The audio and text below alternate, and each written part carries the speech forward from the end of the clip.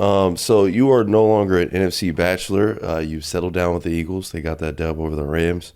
But love has blinded you to come out and say that Saquon Barkley should be the front runner for MVP. Is that real love, or are you just fading Josh Allen on the MVP? No, listen. Right now I think the MVP should go like this. I think Saquon is here. I think Josh is right on his heels beneath him here. And then I think there is a massive gap. I don't know who would be third. You could make an argument for Goff. You could make an argument for Derrick Henry. You can make an argument for Lamar. No, you can make an argument. Is there anybody else? There's one other person that I had just said that I'm forgetting. But regardless, like those are. You can maybe sneaky make an argument somewhere on your ballot for TJ Watt for carrying that, the Steelers where they are. So those are but I'm not anti-Josh this year, as I think evidence. I just think Saquon, who I was dead wrong about, is having a historic all-time great season. And this Eagles team right now is really scary. Vic Fangio did turn that defense around. So now you have an offense that was good last year until it all fell apart. That's way better because of Saquon. You then have the Fangio defense and those rookie secondary guys in Quinion Mitchell and Cooper DeJean playing great. And man, oh man, that's a scary Eagles team. Chiefs again in the Super Bowl? That's my pick right now. So here's the other thing that I tried to get into yesterday that I just think warrants, I just want to remind the audience.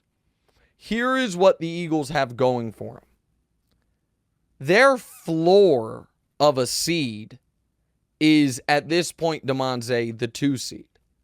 Like, the NFC West and NFC South division winner is not going to have a great record. And with Washington having fallen apart, they are going to win that division. So it might be tough for them to get the 1, but they can't fall past the 2. Detroit is in a different spot because right now Detroit is the favorite for the 1, and they should be. But Minnesota is 1 game behind them and plays them in the final game of the year.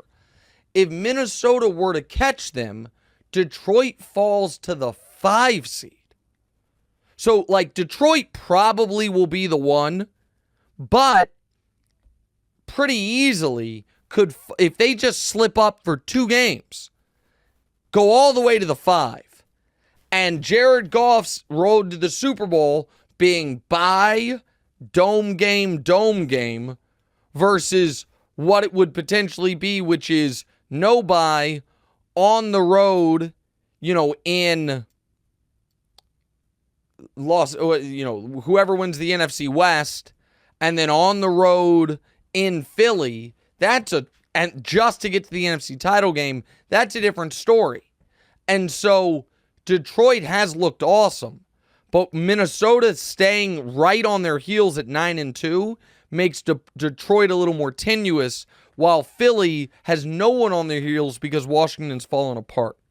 So I just think that's another reason I like where Philly is. Go ahead, pal. Yeah, so on TV you wore a jersey, an Eagles jersey. Yeah. You just said something like 2 or 3 weeks ago about not wearing jerseys as an adult. Especially at your job. Yeah, too. I'm a performer. Yeah, I also don't believe in wearing, fat suits and fake noses, but I don't mind Colin Farrell on the Penguin doing it. He's playing a character. I mean, what are we talking about? Yes, I didn't wear that walking the streets of New York.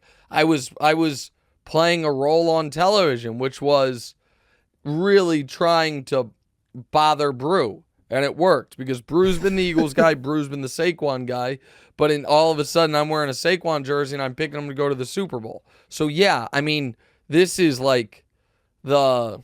Sounds like Brew had the foresight. Well, except he picked the Packers to win the Super Bowl or to go to the Super Bowl, and he's not coming off it. So, I mean, he maybe had the foresight, but he left that corner unguarded, and I came and snatched it up from him.